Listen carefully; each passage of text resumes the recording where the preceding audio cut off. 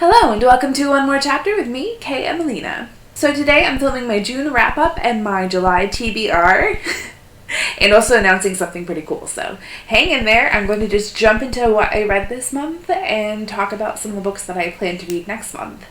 I read 6 books in June because I had been reading maybe 1 or 2 a month during college through all 5 years because there's just so much reading and writing that I did in my majors. I was a creative writing major towards the end, with also anthropology and native studies to work on, which was very, very reading and writing intensive.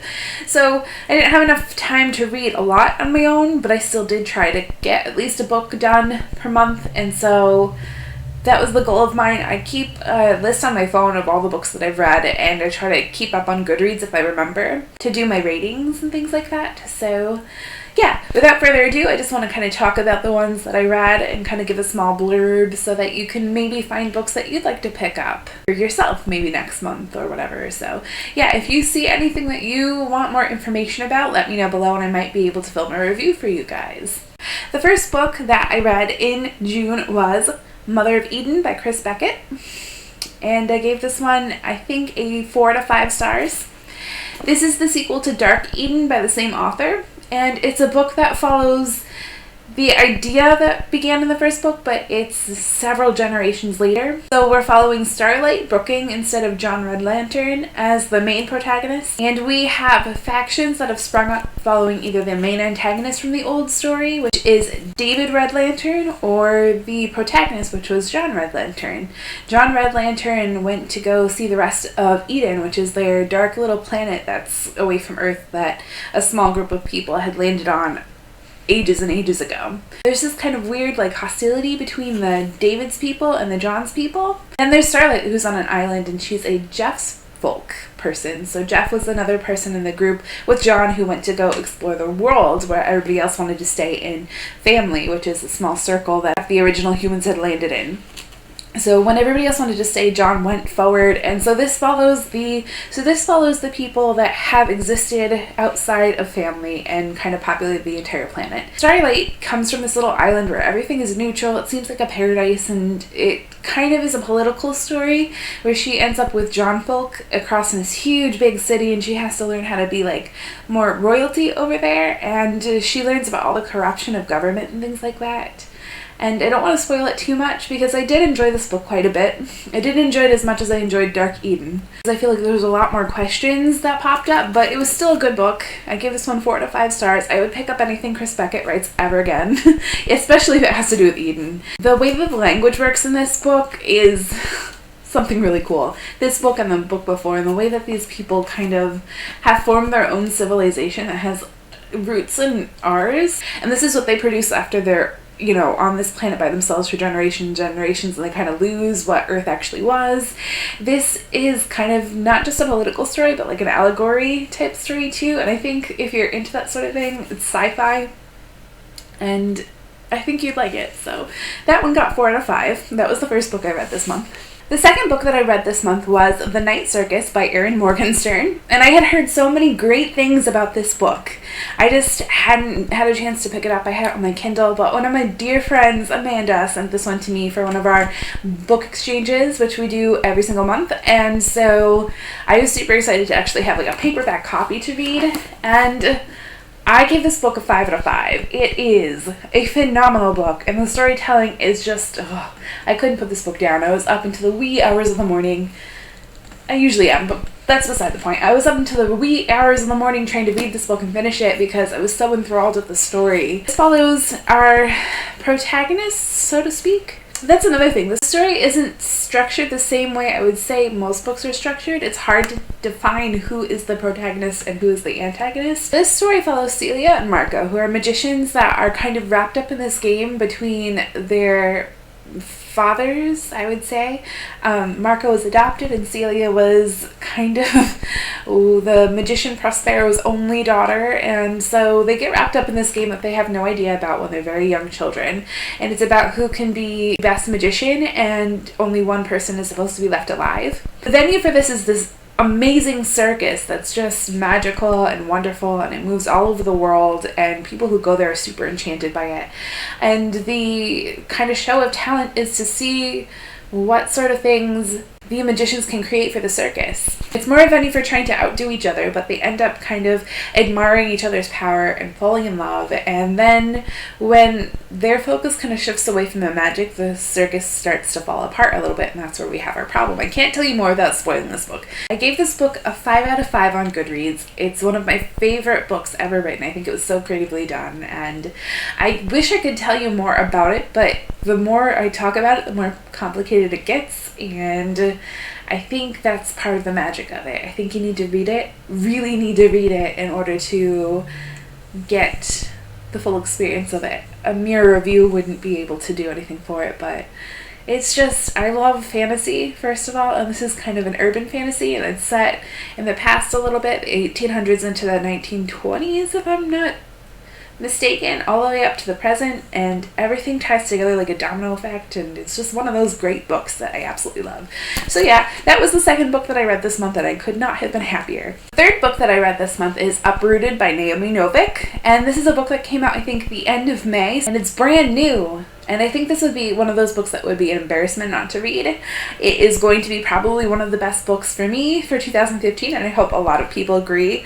I'll have a review out for this in a few days, maybe next week, and you can kind of see more detail about what I loved about it. This is more like a Polish fairy tale type deal, and it follows a magician called the Dragon and a girl named Agnieszka, if I'm saying the name properly, who ends up having magic herself. And so there's a whole bunch of different crazy things that happen while she's learning her magic, including her encounter with this sentient evil wood that's in the book, which you can see by like all the twists and turns and roots all over, and it's wonderful. This is a wonderful book, and I love it so much. And this is actually, I think this is my new favorite. I think I had said before it was Patrick Rothfuss, Name of the Wind, and The Hobbit. Those were my top favorites, but now I have 3 that vie for the first favorite book ever, and this one is part of it. And I don't want to give too much away because, like I said, I'm going to do a review of this soon, so just hit the subscribe button below if you want to see it, and it'll be out maybe next week sometime. But, oh my gosh, this book, so amazing. 5 stars. I would give it 10 stars if there was room for it. Maybe 100 stars, maybe 1,000 stars, maybe all of the stars in the sky. It was so good. So good. And I hope you guys have a chance to pick it up. Brand new book, fabulous writer, amazing story, beautiful characters, fantastic, well written. And if I do say so myself, it was blurbed by one of my favorite authors, and that's Patrick Rothfuss. So, yeah. Read the book. It's great. That was the third one that I read this month. Couldn't have been happier. And the fourth book that I read this month was Station 11 by Emily St. John Mendel. And I gave this book a 3 out of 5 stars. It's literary fiction with elements of sci-fi and dystopian type storytelling. And it is really character-centered. And it was one of those books that were like really like well reviewed and everything, but I didn't enjoy it as much as maybe I could have if I liked dystopian a little bit more, or if I liked literary fiction a little bit more. It follows a troupe of actors who are kind of going around and still performing Shakespeare plays and singing songs and things like that, even after like a deadly flu wiped out 99% of the world. And we are connected to the past before the flu by the people that the main character, Kirsten, had met. So a famous actor named Arthur, and a paramedic named Jeevan, I think his name was, and they all, like, some of them don't meet in the end, but they're all intertwined throughout the entire book, and we get to see all the ways that these characters are intertwined and all how their lives worked out and who survived and who didn't. And I don't know, like, I like dystopian enough, but not enough to really have liked this book as much. People are just like, oh, this is one of the best books of the year, and I'm like, it was alright. I'm not going to say that it's bad writing, because word level, sentence level, it was beautiful. The author is fantastic, but the story didn't really do it for me, so that got 3 to 5 stars. It's an okay book, and I say if you're going to pick it up anyway, just give it a try, because you never know. I definitely have a different opinion from a lot of people, so I would say pick it up, but I wasn't super impressed. It's not a book I would ever like go back to reread. I might actually give this one away to someone who wanted to read it and borrow it from me, so I might just be like, take it, because doesn't matter to me if I read it again. Look forward to more of this author's work though, because at the word level, the prose was beautiful, but the story itself just kind of fell flat for me. So that was the 4th book that I read. And the 5th book that I read this month was another one given to me by my friend Amanda, and that is Fangirl by Rowell. And I gave this book 5 out of 5 stars. It's a new adult book that follows the story of Kath and her twin sister Ren, and I love that, first of all. And Kath is a fan fiction writer, and she kind of really holds on to this like Simon Snow, which is sort of Harry Potter-esque magical type world that was children's books or YA books, and she's still writing fan fiction, not really making a lot of friends once they get to college.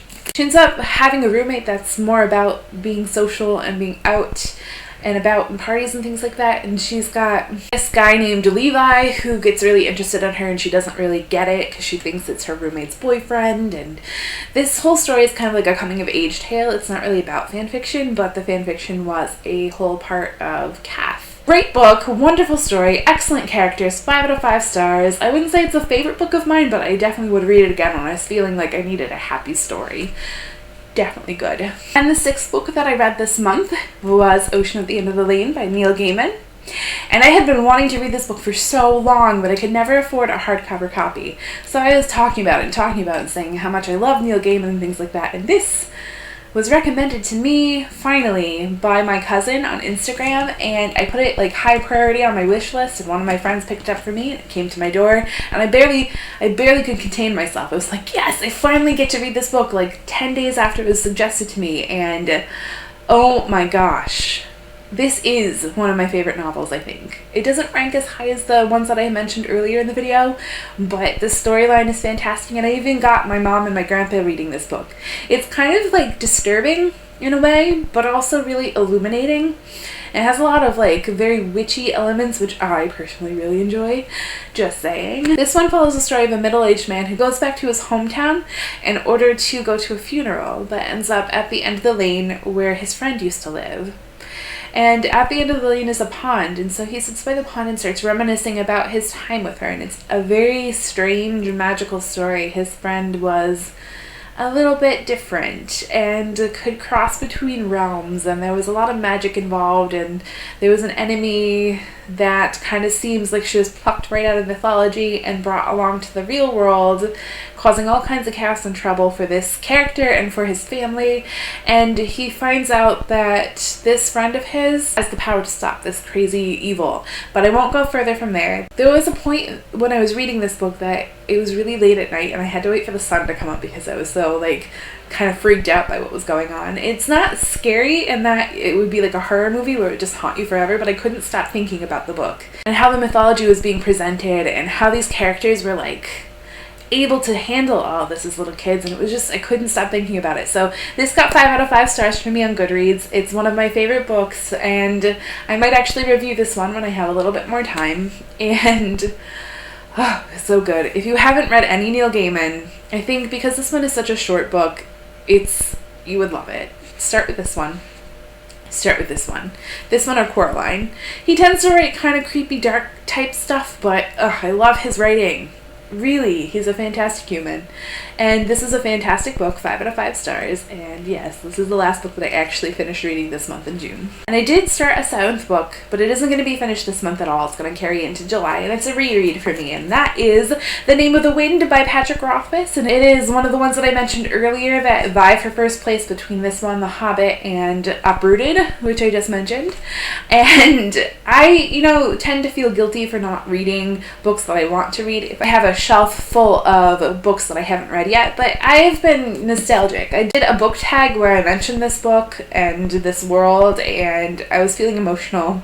So I put aside the other book that I had started, which I'll talk about because I'll pick it up next month or the month after. But anyways, I picked this book up because I just wanted to read it, and it's fine to reread. And I think telling myself that I can't reread books that are making me, nostalgic or are very fun to read is going to make like the whole booktube thing not as much fun. And I think I want to review this, even though it's a reread for me and a lot of people have already read it. I think because it's one of my favorite books of all time, I really want to review it. And that means I have to reread it so I can collect my thoughts again. And yes, wonderful book. This is the 7th book that I started in June. It will finish in July. So that kind of begins the TBR type part of the video after all of my rambling, as per usual. So yeah, this is the first book I'm definitely going to finish in July. This follows our protagonist Kvothe, or I don't really know exactly how you would pronounce it. I did read the post by Patrick Rothfuss on his blog, and I still have no idea what I'm saying.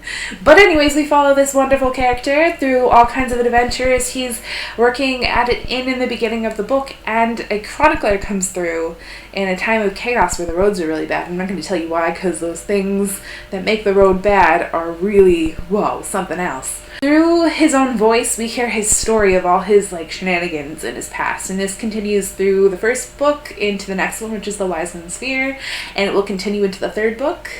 When Patrick Rothfuss finishes writing it, it's going to be a masterpiece, so I will patiently wait for it. A lot of people are like, write the 3rd book, and I'm like, just let it be awesome. Let it be awesome. Because that whole Assassin's Creed thing that happened when they released the game too early, we don't want that to happen with the Doors of Stone. At all. Weird glitches and pages missing now. So we're just gonna wait for the next book to come out, and this whole story is him reciting his story, which I thought was always really cool. This was one of the first books that one of my dear friends that I'm writing a book with now suggested to me, and I'm so glad he did, because favorite author, one of my favorite books ever, and I did enjoy this one a whole lot more than the other one. Although I really enjoyed both of these. I would drop everything to read any of the series, and I'm rereading this one. It was good enough to reread despite the fact that my entire room was filled with TBR. So yes, I'm going to finish this book in July, and it's going to be amazing. So there's the first one. And the second book that I'm hoping to finish in July, although I'm not sure because I'm going to be doing Camp NaNoWriMo, which is all about trying to write a novel in 1 month, or at least finish a draft of a novel in 1 month. It should be a draft. You should always revise. And so I'm going to be writing a whole lot more than normal. I'm going to be working on Camp NaNoWriMo, and so I might not read 6 books next month. At least 3. And the second of the 3 that I want to finish in July is The Mermaid Sister by Carrie and Noble. And I feel like summer is a time for sea stories, and I really like pirates in general. So I kind of wanted to read this one anyway. When I hauled it last month, I think I got it in May. And this was one that I had been looking at. The story looks really cool. It's the fact that this sister turns into a mermaid, and they have to get through all kinds of struggles to get her back to the ocean so she doesn't die. But the whole time the main character is trying to think, if my sister's a mermaid, what am I? And so she's got this fear going on, and there's probably a whole self-discovery thing that has to happen. And I really, really, really want to read this. And like I said, summer is a time for stories that have to do with the sea, in my opinion. So I'm going to read this one and going to enjoy it, I'm pretty sure. And of course, when I finish it, I'll mention it in the wrap-up, and just follow along with my Goodreads, which the link is on my channel. If you just click the link below that says one more chapter, you can get to my channel, and there's a link to my Goodreads on my banner. Yeah, this is the second book that I want to complete in July. It shouldn't be too difficult because it is a small book, and I believe it's YA, so I might actually be able to finish this one and more. So hopefully this I definitely want to read next month. And the third book that I want to finish definitely in July is Alias Hook by Lisa Jensen.